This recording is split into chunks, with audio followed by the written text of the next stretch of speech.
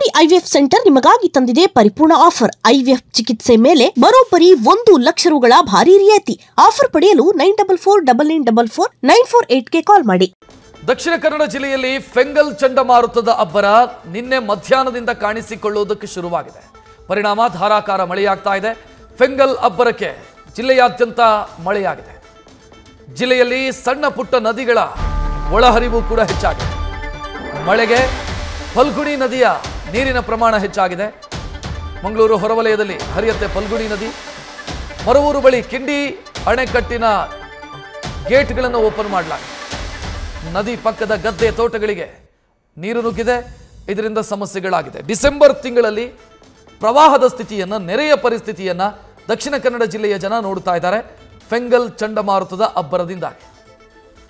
ಈ ಬಗ್ಗೆ ನಮ್ಮ ಪ್ರತಿನಿಧಿ ಕಿರಣ್ ಗ್ರೌಂಡ್ ರಿಪೋರ್ಟ್ ಕೊಟ್ಟಿದ್ದಾರೆ, ನೋಡೋಣ. ಫೆಂಗಲ್ ಚಂಡಮಾರುತದ ಹಿನ್ನೆಲೆಯಲ್ಲಿ ದಕ್ಷಿಣ ಕನ್ನಡ ಜಿಲ್ಲೆಯಲ್ಲಿ ಭಾರೀ ಪ್ರಮಾಣದಲ್ಲಿ ಮಳೆ ಸುರಿದಿದೆ. ನಿನ್ನೆ ರಾತ್ರಿ ಕೂಡ ಮಳೆ ಹಿನ್ನೆಲೆಯಲ್ಲಿ ಹೆಚ್ಚಿನ ನದಿಗಳು ಉಕ್ಕಿ ಹರಿತಾ ಇದ್ದಾವೆ. ದಕ್ಷಿಣ ಕನ್ನಡ ಜಿಲ್ಲೆಯ ಸಣ್ಣ ಪುಟ್ಟ ನದಿಗಳು ಕೂಡ ಉಕ್ಕಿ ಹರಿತಾ ಇರುವಂಥದ್ದು. ಹೆಚ್ಚಿನ ಪ್ರಮಾಣದಲ್ಲಿ ನೀರು ಹರಿದು ಬರ್ತಾ ಇದೆ. ನಾನೀಗ ಮಂಗಳೂರು ಹೊರವಲಯದ ಫಲ್ಗುಣಿ ನದಿಯ ಕಿಂಡಿ ಅಣೆಕಟ್ಟು ಭಾಗದಲ್ಲಿದ್ದೀನಿ. ಈ ಭಾಗದಲ್ಲಿ ನೀರಿನ ಪ್ರಮಾಣ ಹೆಚ್ಚಾಗ್ತಾ ಇದೆ. ಘಟ್ಟ ಪ್ರದೇಶದಲ್ಲಿ ಹೆಚ್ಚಿನ ಪ್ರಮಾಣದಲ್ಲಿ ಮಳೆಯಾದ ಕಾರಣ ನೀರು ಹರಿದು ಬರ್ತಾ ಇರುವಂಥದ್ದು, ಒಳಹರಿವು ಹೆಚ್ಚಾಗಿದೆ. ದಕ್ಷಿಣ ಕನ್ನಡ ಜಿಲ್ಲೆ ಎಲ್ಲ ಸಣ್ಣ ಪುಟ್ಟ ನದಿಗಳು ಕೂಡ ಉಕ್ಕಿ ಹರಿತಾ ಇರುವಂಥದ್ದು. ನೀರಿನ ಪ್ರಮಾಣ ಹೆಚ್ಚಾಗ್ತಾ ಇದೆ. ಕ್ಷಣ ಕ್ಷಣಕ್ಕೂ ನೀರಿನ ಪ್ರಮಾಣ ಹೆಚ್ಚಾಗ್ತಾ ಇರುವಂಥದ್ದು.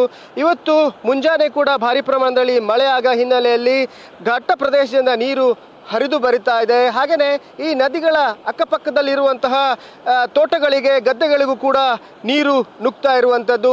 ಕಿನ್ನಿಗೋಳಿ ಭಾಗದಲ್ಲಿ ಕೂಡ ಹೆಚ್ಚಿನ ಪ್ರಮಾಣದಲ್ಲಿ ನೀರು ಬಂದಿರುವ ಕಾರಣ ಅಲ್ಲಿರುವ ತೋಟಗಳಿಗೂ ಕೂಡ ನೀರು ನುಗ್ಗಿದೆ. ಹಾಗೆಯೇ ಈ ಭಾಗದಲ್ಲಿರುವಂತಹ ಇದು ಮರವೂರು ಭಾಗ. ಈ ಮರವೂರು ಭಾಗದಲ್ಲಿ ಆ ಎರಡೂ ಕಡೆ ಇರುವಂತಹ ತೋಟಗಳಿಗೂ ಕೂಡ ನೀರು ನುಗ್ಗಿರುವಂಥದ್ದು. ಈ ಹಿನ್ನೆಲೆಯಲ್ಲಿ ಈಗ ಜಿಲ್ಲಾಡಳಿತ ಕೂಡ ಎಚ್ಚರಿಕೆ ನೀಡಿದೆ.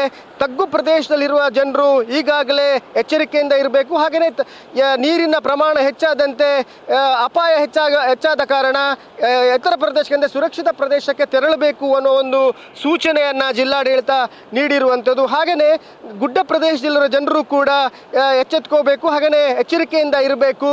ಯಾಕಂದರೆ ಗುಡ್ಡ ಕುಸಿತ ಆಗುವ ಆತಂಕ ಇರುವ ಹಿನ್ನೆಲೆಯಲ್ಲಿ ಅವರು ಕೂಡ ಸುರಕ್ಷಿತ ಸ್ಥಳಕ್ಕೆ ಬರಬೇಕು ಅನ್ನೋ ಒಂದು ಸೂಚನೆಯನ್ನು ಜಿಲ್ಲಾಡಳಿತ ನೀಡಿದೆ. ಯಾಕಂದರೆ ಇವತ್ತು ಕೂಡ ಮಳೆಯಾಗುವಂತಹ ಮುನ್ಸೂಚನೆ ಇದೆ. ಆದರೆ ಸಂಜೆ ಆಗ್ತಿದ್ದಂತೆ ಮಳೆಯ ಪ್ರಮಾಣ ಕಡಿಮೆ ಆಗಬಹುದು ಅನ್ನೋ ಒಂದು ಸೂಚನೆಯನ್ನು ಜಿಲ್ಲಾಡಳಿತ ನೀಡಿರುವಂಥದ್ದು. ಹಾಗೆಯೇ ಈ ಭಾಗದಲ್ಲಿ ಮಳೆಯ ಪ್ರಮಾಣ ಕಡಿಮೆ ಆಗಿದೆ. ಈ ಹಿನ್ನೆಲೆಯಲ್ಲಿ ಈಗ ಜನರು ಸ್ವಲ್ಪ ನಿಟ್ಟುಸಿರು ಬಿಟ್ಟಿದ್ದಾರೆ. ಹಾಗೆಯೇ ಇವತ್ತು ಸಂಜೆವರೆಗೆ ಮಳೆಯ ಪ್ರಮಾಣ ಕಡಿಮೆ ಆಗಬಹುದು ಅನ್ನೋ ಒಂದು ಮುನ್ಸೂಚನೆಯನ್ನು ಈಗಾಗಲೇ ಜಿಲ್ಲಾಡಳಿತ ನೀಡಿದೆ. ಆದರೂ ಕೂಡ ಎಚ್ಚರಿಕೆಯಿಂದ ಇರುವಂತೆ ಜಿಲ್ಲಾಡಳಿತ ಸೂಚನೆ ನೀಡಿರುವಂಥದ್ದು.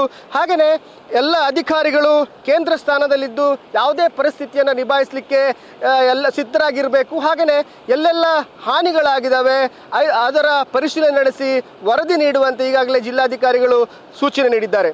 ಕ್ಯಾಮರಾಮನ್ ಪ್ರಶಾಂತ್ ಅವರೊಂದಿಗೆ ಕಿರಣ್ ನ್ಯೂಸ್ ತಿರ್ಸಿಕ, news first, Mangaluru. News first ನಿರ್ಭೀತಿಯಿಂದ ನಿಮ್ಮ ಪರವಾಗಿ.